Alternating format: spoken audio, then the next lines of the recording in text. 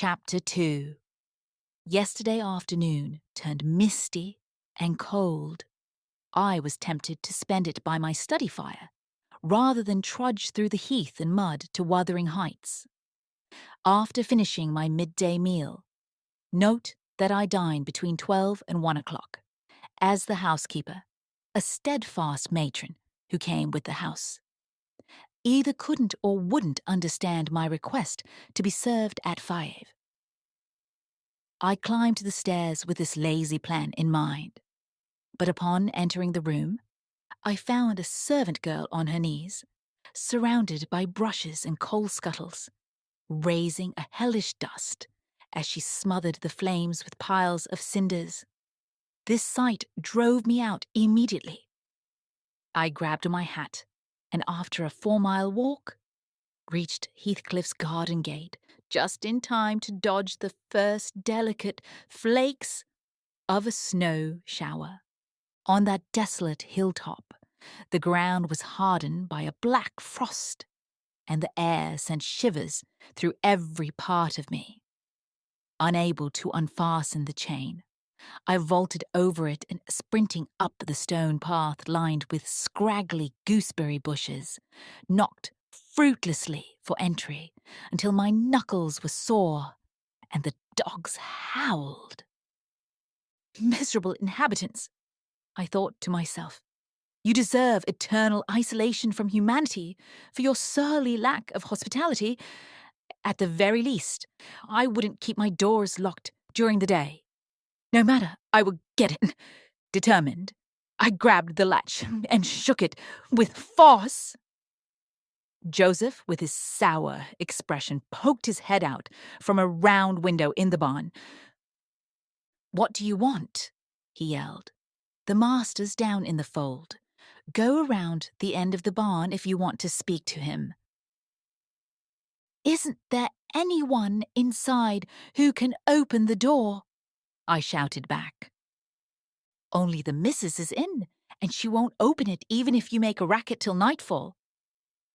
"Why not? Can't you tell her who I am, Joseph?" "Not a chance. I want nothing to do with it," he grumbled, his head disappearing. The snow started to fall heavily. I grabbed the handle to try again, and when a young man, coatless and carrying a pitchfork, appeared in the yard behind me. He signaled for me to follow, and after leading me through a washhouse and a paved area with a coal shed, pump, and pigeon coop, we finally reached the large, warm, inviting room where I had been welcomed before. It was wonderfully lit by a massive fire made of coal, peat, and wood, and near the table, sat for a hearty evening meal, I was surprised to see the missus, someone whose presence I hadn't known of before. I bowed and waited, expecting her to invite me to sit. She looked at me, leaning back in her chair, and remained still and silent. "Quite the storm out there," I remarked. "Mrs. Heathcliff, it seems your servant's leisurely pace has left the door to bear the brunt of it. I had quite the struggle getting their attention."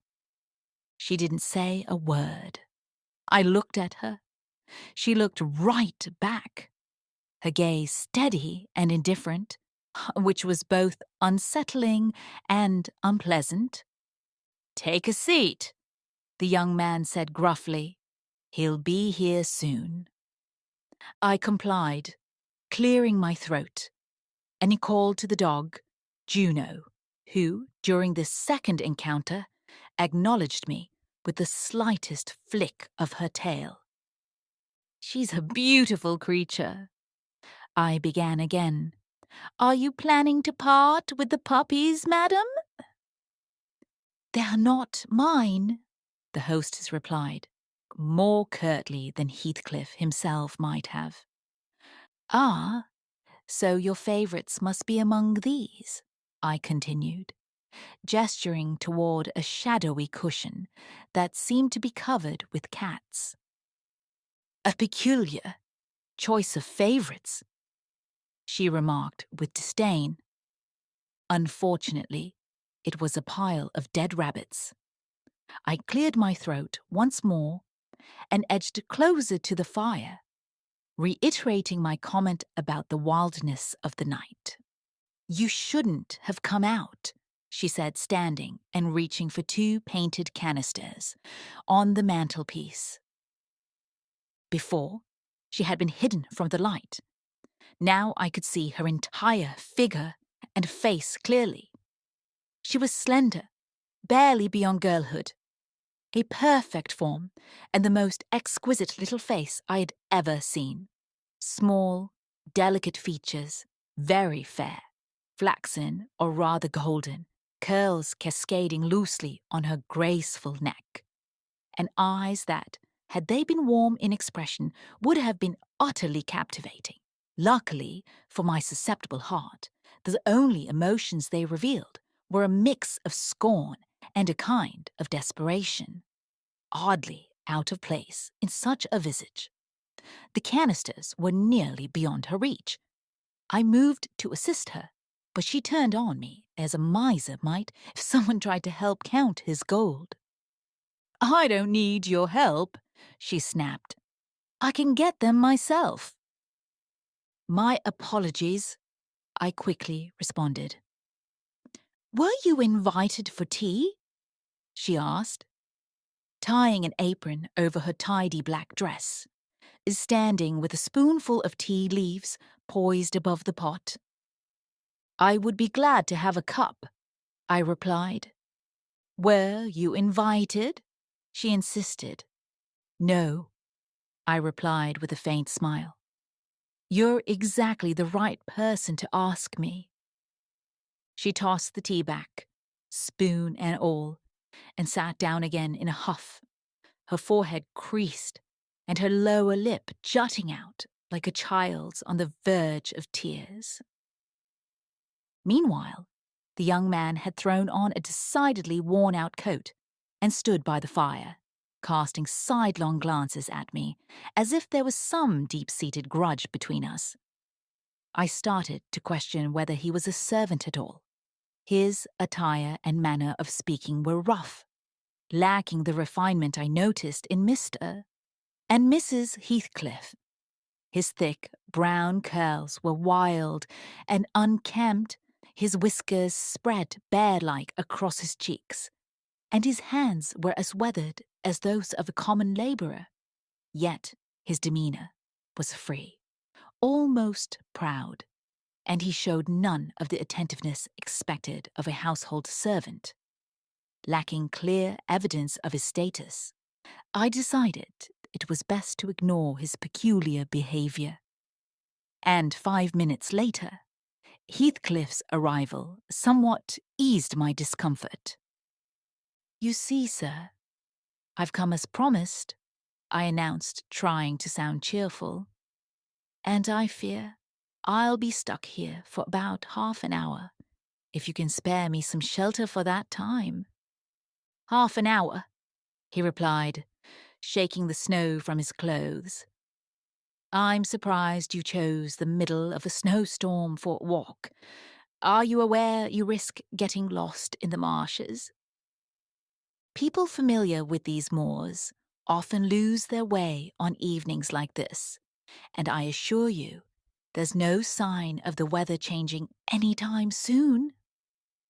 Perhaps I could find a guide among your workers, someone who could stay at the Grange until morning. Could you spare one? No, I couldn't. Oh, really? Well, then I'll have to rely on my own wits. "Are you going to make the tea?" asked the man in the shabby coat, shifting his fierce gaze from me to the young woman. "Is he to have any?"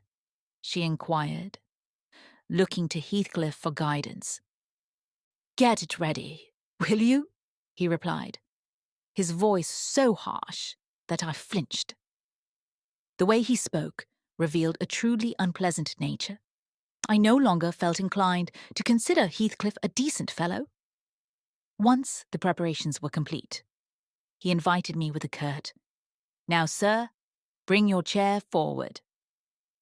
We all, including the rustic youth, gathered around the table, a stern silence enveloping us as we ate. I thought, if I had brought about this gloomy atmosphere, it was my responsibility to try and lift it.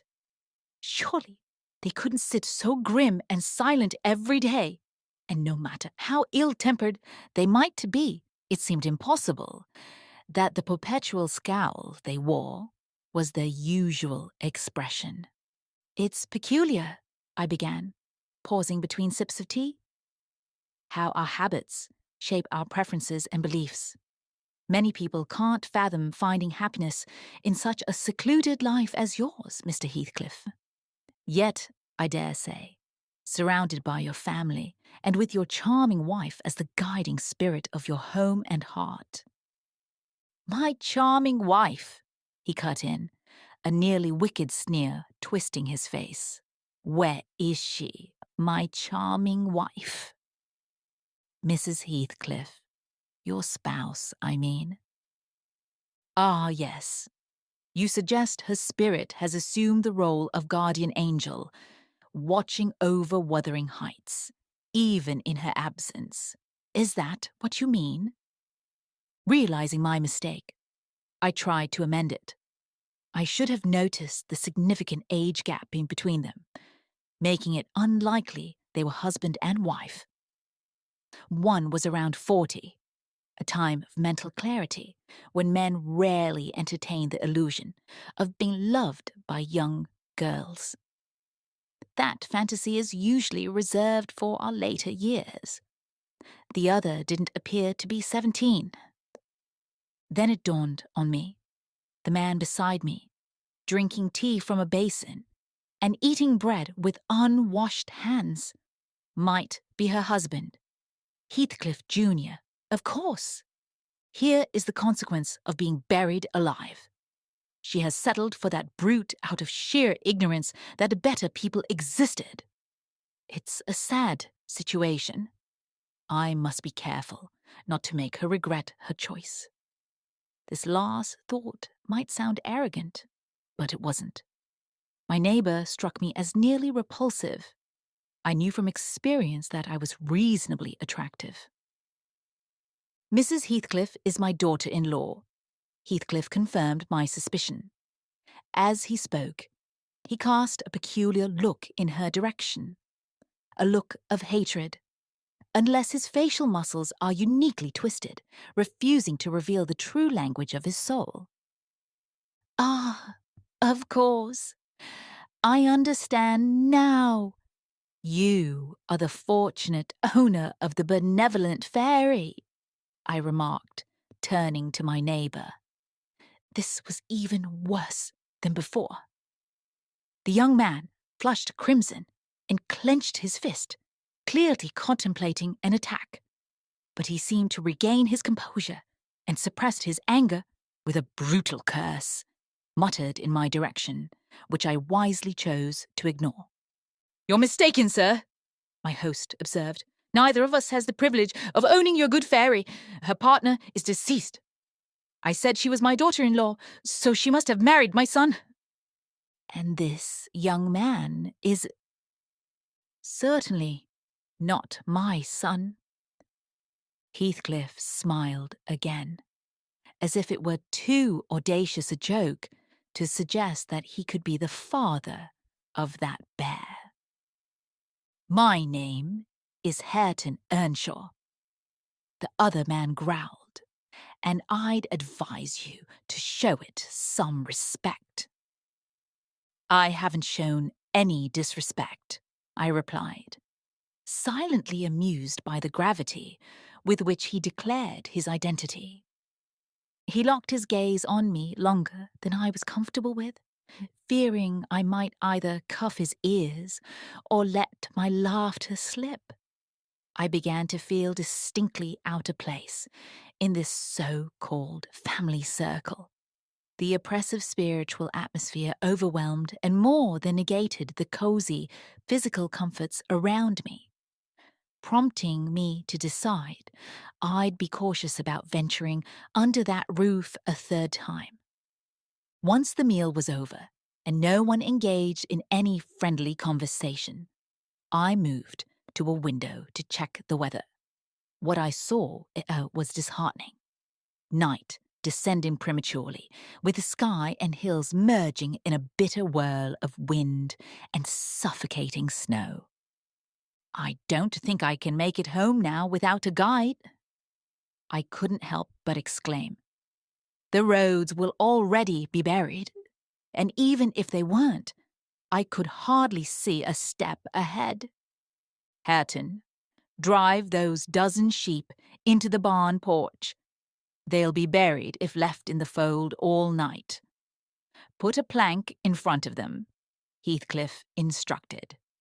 What am I supposed to do? I continued, my irritation rising. There was no answer to my question.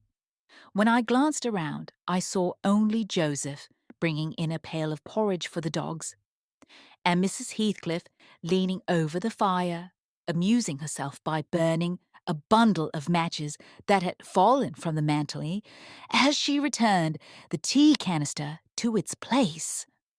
After setting down his load, Joseph took a critical look around the room and rasped out in his cracked voice. I wonder how you can stand there doing nothing when everyone else is out. But you're a good-for-nothing, and it's pointless to talk. You'll never change your wicked ways. Just head straight to the devil like your mother before you.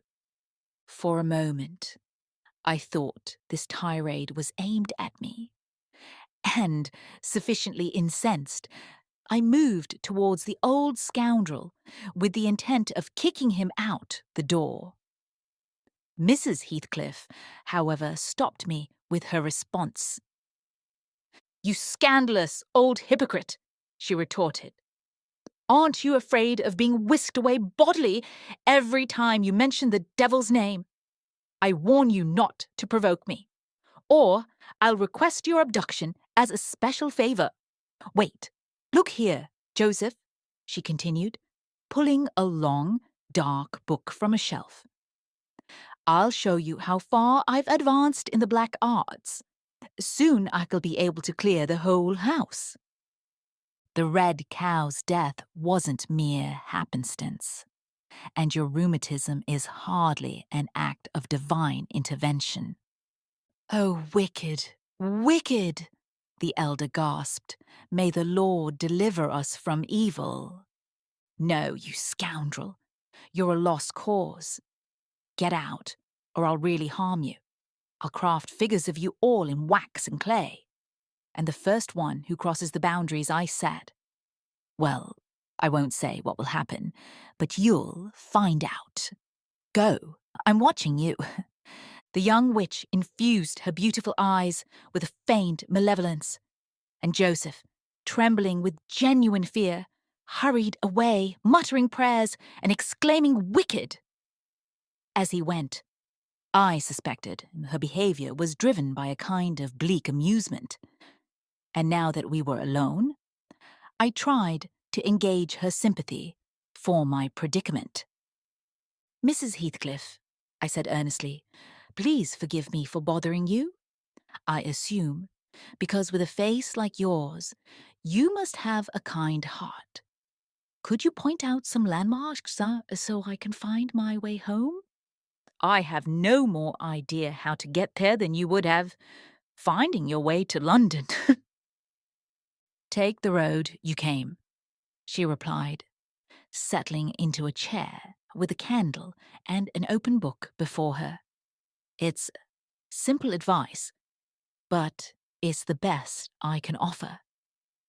Then, if I'm found dead in a bog or a snow-filled pit, your conscience won't whisper that it's partly your fault. How could I possibly escort you? They wouldn't even let me reach the end of the garden wall. You, I exclaimed. I wouldn't dream of asking you to step outside for my sake on a night like this. I just need you to tell me the way, not show it. Or perhaps convince Mr. Heathcliff to provide a guide. Who could that be? There's Heathcliff himself, Earnshaw, Zillah, Joseph, and me. Who would you choose? Aren't there any boys at the farm? No, that's everyone. Then it seems I have no choice but to stay. That's something you'll have to sort out with your host. It's not my concern. I hope this teaches you not to embark on such reckless journeys across these hills. Heathcliff's harsh voice cut in from the kitchen doorway. As for staying here, I don't offer accommodations for guests. You'll have to share a bed with Hareton or Joseph if you do. I can sleep in a chair here, I suggested. No, no. A stranger is a stranger, whether rich or poor. I can't allow anyone to roam freely while I'm not watching, said the rude man.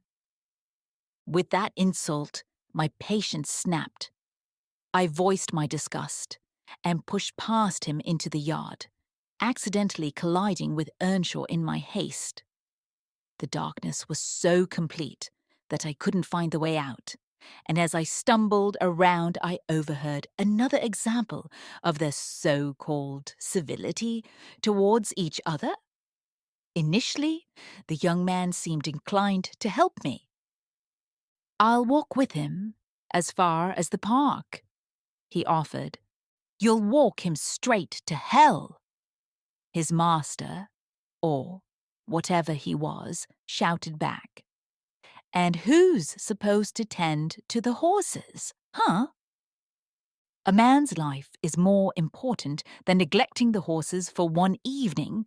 Someone has to go, Mrs. Heathcliff interjected, more kindly than I had anticipated. Not on your orders, Hareton shot back. If you care so much for him, you'd better keep quiet. Then I hope his ghost haunts you, and I hope Mr. Heathcliff never finds another tenant until the Grange falls to ruin, she retorted sharply.